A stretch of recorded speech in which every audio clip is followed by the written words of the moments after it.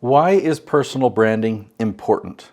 Most people think that personal branding is about having a great logo or a polished website or posting consistently on social media. Those things have their place, but they're not why personal branding matters. In fact, if that's where your strategy ends, you're probably never going to get the results that you're hoping for. To me, personal branding isn't about looking impressive. It's about becoming the obvious choice. It's about making sure that when the right person needs exactly what you do, they find you, they trust you, and they choose you. In this episode, I'm going to show you the 4 questions that determine whether your personal brand actually grows your business. By the end of the episode, you'll understand why some experts spend years chasing clients while others have clients consistently finding them. And you'll see why personal branding isn't the end goal at all. It's the foundation that makes thought leadership possible. When people ask, why is personal branding important? I don't start by talking about logos, colors, or social media. Personal branding is much more fundamental than that. And the outcome from real personal branding is way bigger than you can imagine.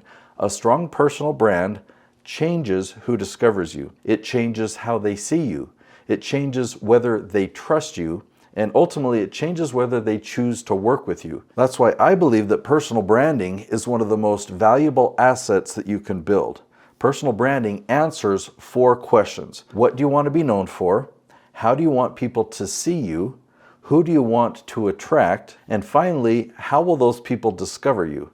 If you don't answer those questions intentionally, the market will answer them for you. Let's start with the first question. What do you want to be known for? When I talk about being known for something, I actually mean 2 different things. First, I want the people who already know me to have complete clarity. If they subscribed to my channel, or if we're connected on LinkedIn, or they follow me on Facebook, or if they met me at a conference, I don't want them wondering what I do. I want them to instantly know what I'm known for, and that kind of clarity is really important. But there's a second part that's actually way more valuable than that.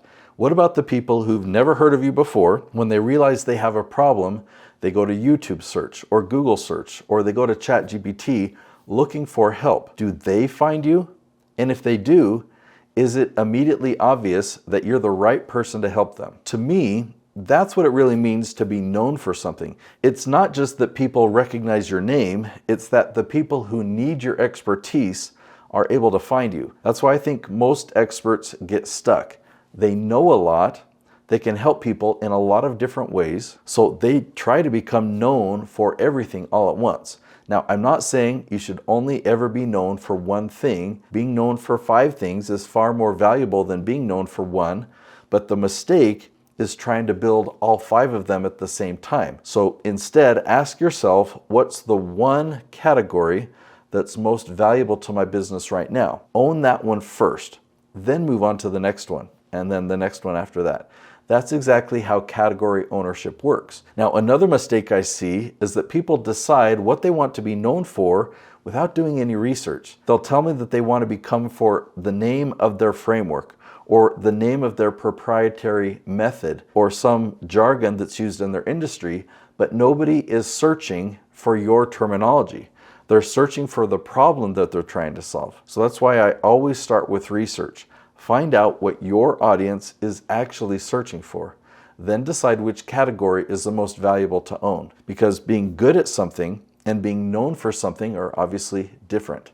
Being good at something means you have the expertise. Being known for something means that when someone needs that expertise, they find you. Now let's look at the second question. How do you want people to see you? Now, let me clarify. In your personal life, I actually think it's healthy to not worry too much about what other people think of you. You'll probably be happier if you're confident in who you are and don't live your life trying to impress everyone. But this isn't about your personal life. This is about your personal brand. Your business is built around your expertise. People are deciding whether they trust you, whether they believe you, whether they want to hire you. So yes, how people see you matters a lot. One of the biggest mistakes I made early in my career was positioning myself by my method instead of the outcome I create. So for years, if someone asked me what I did, I'd say, I'm a YouTube producer. I produce over 60 different YouTube channels. And that sounded impressive, but it turns out it was confusing. People didn't know what a YouTube producer actually did.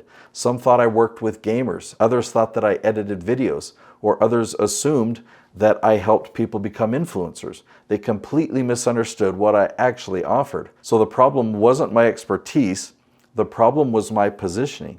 And eventually I realized something. People don't buy my ability to produce YouTube videos, they buy the specific way I use YouTube to position them as the #1 thought leader in their industry. So I no longer introduce myself as the YouTube guy. I explain that I build thought leaders. I help people own their category. I help people dominate their topic. I help them generate leads and revenue by becoming the obvious authority in their niche. YouTube is simply one of the tools I use to get them there, and that's a complete different position in the marketplace. So when I ask you, how do you want people to see you? I'm not asking what tools you use, I'm asking what result you create. Don't become known for your process, become known for the problem that you solve.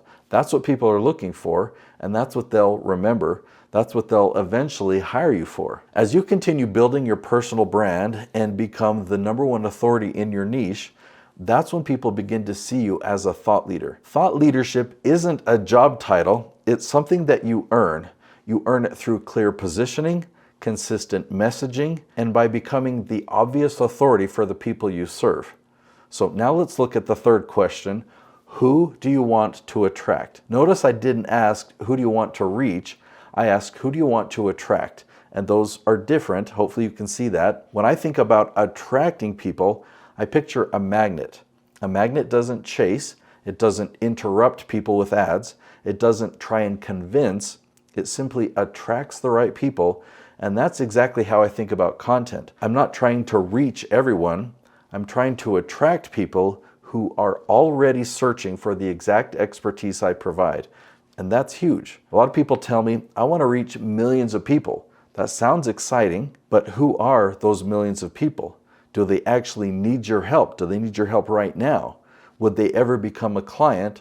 Or are they just another view? I'm not trying to get everyone to watch my videos. I'm trying to attract experts who want to become the #1 authority in their niche. So that's who I create content for. And because I'm so specific about who I'm attracting, I naturally repel the wrong audience. I'm not trying to attract teenagers who want to become YouTubers.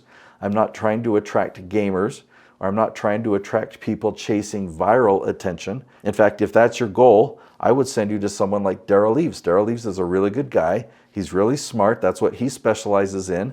He's exceptionally good at it. That's just not the business that I'm building. My videos don't go viral. Compared to many YouTube channels, they don't get very many views at all, and that's okay because I'm not measuring success by the number of views. I'm measuring success by whether the right people find me, and in fact, attracting the wrong audience can actually hurt your business. Not only are they unlikely to become clients, but they also send confusing signals to the algorithm on Google or YouTube or chat. The algorithm starts thinking, oh, people like this kind of content, so it encourages you to make more of it.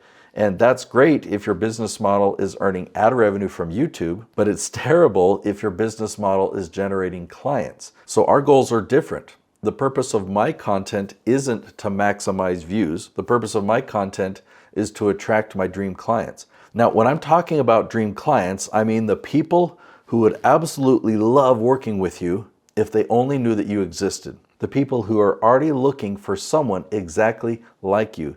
The people who need the outcome that you provide. Those are the people that I'm trying to attract. So when you consistently attract the right people, sales become dramatically easier. You're no longer convincing people that they need your help. They've already convinced themselves. They found you because they were looking for the solution that you provide. Now, your job is simply to build a relationship before you promote. That's why every video should lead somewhere, maybe to another video, maybe to a free resource, maybe to your website, but there needs to be a bridge. If someone discovers your expertise but has nowhere to go next, you've built the trust, but you've missed the opportunity to turn trust into a relationship. That's the real purpose of content, not to attract viewers, but to attract your dream clients. Now, we've got one more question to answer, so let's look at the fourth question. How will people discover you? To me, this is the most important question of all, and it's also where personal branding advice usually falls short. Most branding experts teach part of the process, but they promise the outcome as if you were doing the whole process. They'll teach you how to improve your image, or how to improve your messaging, or how to improve your website or your social media presence. Now, those things matter. They're part of building a personal brand, but if nobody discovers you, then what's the point? You can have incredible branding, beautiful messaging, a polished website, professional photos, an amazing logo, but if your dream clients can never find you, then none of that creates a business. So this is where my thinking has always been quite a bit different. When I look at a process, my mind jumps naturally to that outcome. I'm always asking, where do these steps lead? If I can see the outcome, I can also see what important steps are missing or what steps are leading in the wrong direction. So to me, discoverability isn't just another step in personal branding. It's the reason you're building a personal brand in the first place. So what does it mean to be discoverable?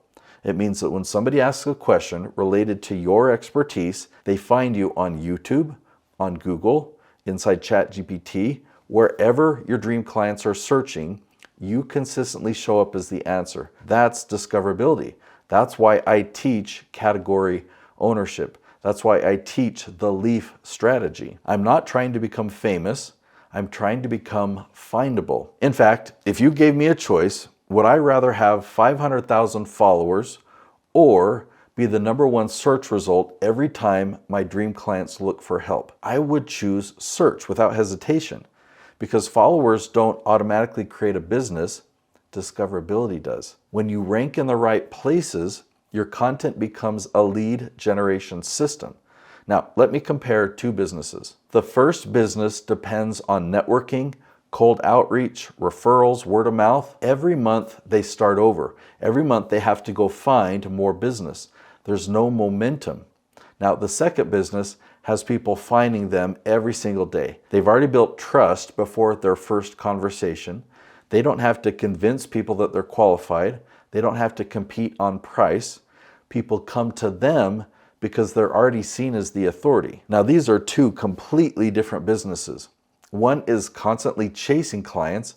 The other is constantly attracting them. The first business has no transferable value. You couldn't sell or exit your business for much. But the second business has tremendous value. Now, here's the reality of you not being findable. All around the world, there are people searching for you right now. They just don't know that you exist. So to me, that's the real tragedy. Not that you aren't talented, not that you aren't working hard. It's that people who need your help and need your expertise never find you. They end up hiring somebody else. Not because the other person is better, but because they were easier to discover. And I believe that's becoming even more important because of AI. People aren't just typing in a couple of keywords anymore. They're asking complete questions. They're describing their exact situation. They're giving context. That makes it easier than ever for your dream clients to find exactly the expert that they're looking for. If you've positioned yourself correctly, if you've built category ownership, if you've become discoverable. So when people ask me why personal branding matters, my answer is simple. Personal branding isn't about becoming famous. It's about becoming discoverable. Once people consistently discover you, your business changes. You stop chasing the opportunities, but you start attracting them, and that's when thought leadership becomes possible. Now you know why personal branding matters. But if I gave you a camera today, should you just start creating content? No. There's a step that has to happen before that, and almost everyone skips it. That's what I'm going to show you next. Personal branding isn't about becoming famous. It's about making sure that those people can find you. But that leads to one more question. Where do you begin? If you've never intentionally built a personal brand, if you've never built thought leadership, if you've not become discoverable before, what is the first step? Well, in the next episode, I'll link to it right there. It's called Thought Leadership Starts Here. I'm going to show you exactly where thought leadership begins. It isn't content.